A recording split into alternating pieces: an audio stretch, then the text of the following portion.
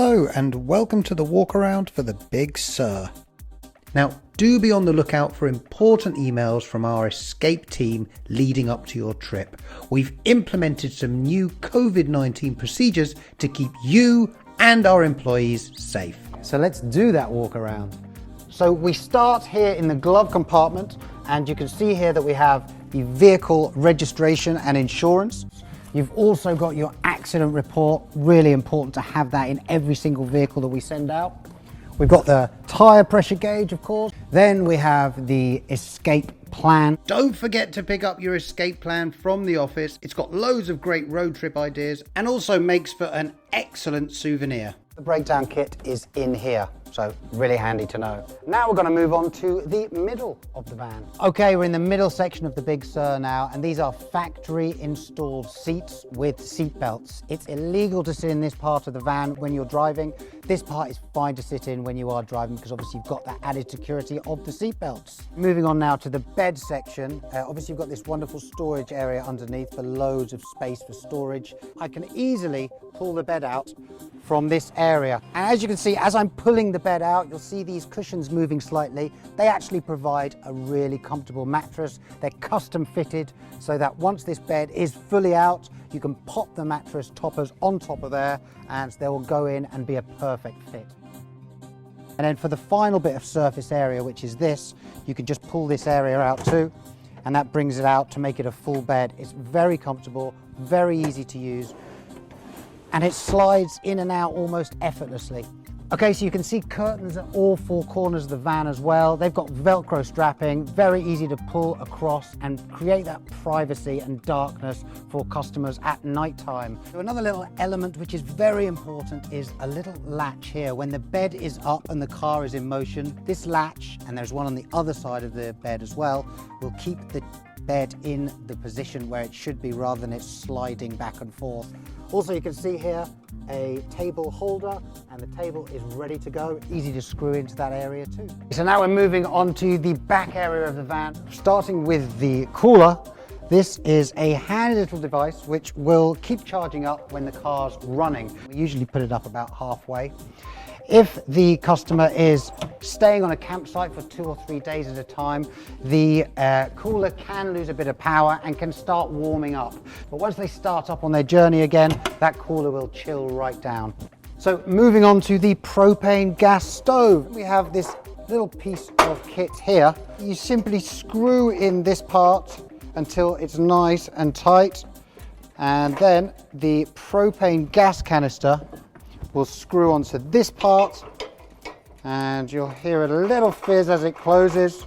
Once you've affixed this tightly and made sure this is nicely tightly on as well, you can turn this switch and you'll know that it's working because you'll hear the gas. As soon as the customer hears the gas, they need to strike a match and get that gas going. Once they have finished cooking, they take this back off so there's no concerns about any leakage. Popping this back here again now. Closing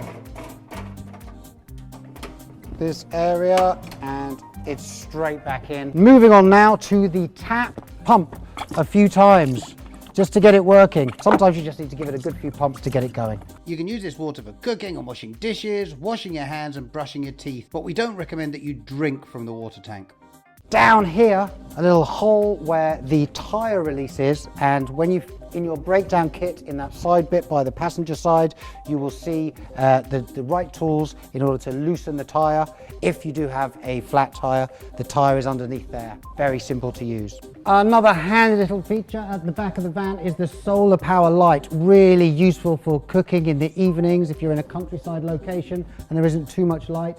That runs off the solar panel at the top of the van, and you can use that as much as you like. That will just naturally run out if you haven't got enough solar power. These lights inside the cabin, they run off the battery on the car. They're going to be stationary for 3 or 4 days. They need to be a little bit sparing with using the lights. And it's really important to remember the bit about the lights, because if the battery is drained because of the lights in the cabin, that will not be covered on the customer's insurance. As you can see, I've also got a kitchen kit here. That doesn't come as part of the general standard package. We can provide you with everything and anything you might need for your trip. Even if you didn't book your extras in advance, we can sort it all out for you when you come in to pick up your van. Now we've done the back section of the van, I'm going to take you around to the other side. And here is where you refill the water. Our water tanks hold 5 gallons of water, but we always send them out empty, so we recommend the use of a 1-gallon water jug to fill your tank. And you'll know when your tank is full again because you'll see a little bit of water dribbling out from the overflow. We have 2 different tanks. One is for the water itself and the other is for overflow, the grey water, the stuff that you'll be using and which will be going down the sink. When that fills up, the valve is here. It's a really easy valve to use. You just open and close there and the water's disposed of. And the rooftop sleeper, obviously some customers will be going for a rooftop sleeper.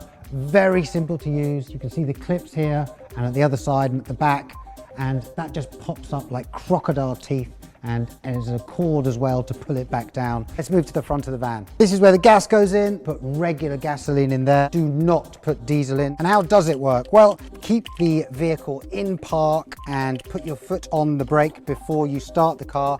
The only way it's going to start is if it's in park and you've got your foot on the brake.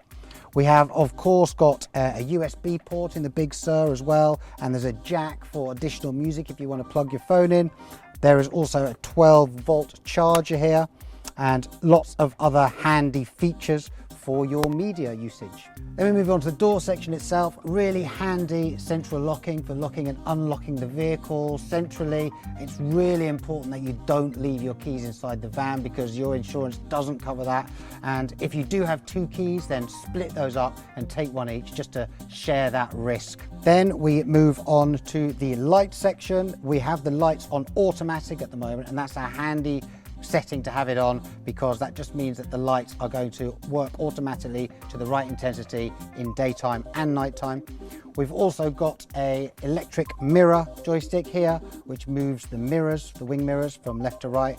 That's very easy to use also. If you do have any issues with oil change, any questions about that, or any other mechanical issues with the van, remember to call the roadside number at Escape Campervans. It's absolutely crucial at the end of the walk around to have a look at any damage on the vehicle, starting with the windscreen, and it's always good to look from the inside out on the windscreen, easier to assess any damage there.